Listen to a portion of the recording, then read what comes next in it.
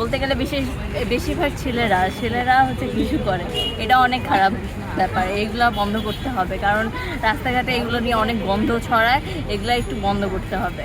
আর রাস্তাঘাটে ময়লাগুলো যাতে না ফেলাক, আমরা যে এত কষ্ট করে পরিষ্কার করতেছি এগুলো যাতে এরা যাতে ময়লা না করুক। আর সাধারণ জনগণকে এটাই অনুরোধ যে রাস্তা যাতে পরিষ্কার রাখুক, এগুলো হচ্ছে দেখে শুনে।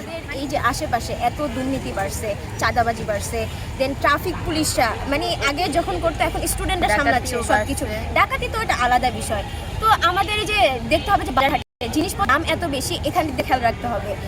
সাধারণ মানুষের যে সমস্যাগুলো ওগুলো আমাদের দায়িত্ব, সবাইকে সচেতন করতে হবে এইসব বিষয় নিয়ে।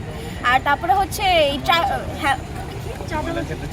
ময়লার ক্ষেত্রে এই যে ময়লার ক্ষেত্রে চাঁদাবাজিগুলো সব দোকানে দোকানে আসে নিয়ে এই জিনিসগুলোতে আমাদের সচেতন হওয়া লাগবে সবচেয়ে। এখন আমরা শুধু আমাদের শহরে বা স্টুডেন্টস যারা আছে এদেরকে বললে হবে না, আমরা যারা সাধারণ জন বাংলাদেশের, আমরা যদি এটাকে একটু মেনটেন না করা হবে না। ওরা তো পাবে, কারা বিক্রি করতেছে ওদের লাভের জন্য, কিন্তু সেই ক্ষেত্রে আমরা যদি যেমন আমরা করতে পারি বা আমাদের আশেপাশে যারা জনপ্রতিনিধি আছে তাদেরকে আমরা জানাতে পারি বিষয়টা, তারা তাৎক্ষণিক যে কোনো একটা কার্যক্রম করতে পারে।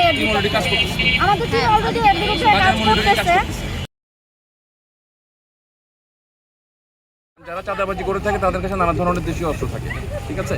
তারপরে কিন্তু আমাদের ছাত্ররা অলরেডি এই মোহাম্মদপুর এরিয়াতে বিভিন্ন ধরনের পদক্ষেপ নিয়েছে। যেমন 1 নম্বর হচ্ছে যেখানে চাঁদাবাজি স্পট সেখানে সরাসরি চাঁদাবাজিদের মুখোমুখি হওয়া চাঁদাবাজদের। 2 নম্বর হচ্ছে এলাকাবাসীকে সচেতন করা, মাইকিং করা, কাউকে চাঁদা না দিতে এবং ছাত্রদেরকে অবহিত করতে। এবং 3 নম্বর হচ্ছে বিভিন্ন ধরনের পোস্টারিং কিন্তু অলরেডি হয়েছে। আপনি দেখবেন বিভিন্ন পার্সেল গাড়ি রিক্সাকে অলরেডি লাগানো হয়েছে, ঠিক আছে, যে কাউকে চাঁদাতে না দেওয়া হয়। এবং যেখানেই চাঁদাবাজ দেখা যাবে প্রতিহত করতে এবং লোকাল যেসব কমিটির ছাত্রদের তাদেরকে যেন অবহিত করা হয়। সবাই একযোগে, এটা 1-2 গিয়ে কখনো চাঁদাবাজি প্রতিহত করতে পারবে না, ঠিক আছে। সবাই একসঙ্গে প্রতিহত করতে হবে, এলাকার সাহায্য লাগবে এবং ব্যবসায়ীদের সাহায্য লাগবে, শুধু ছাত্ররা করলে হবে না।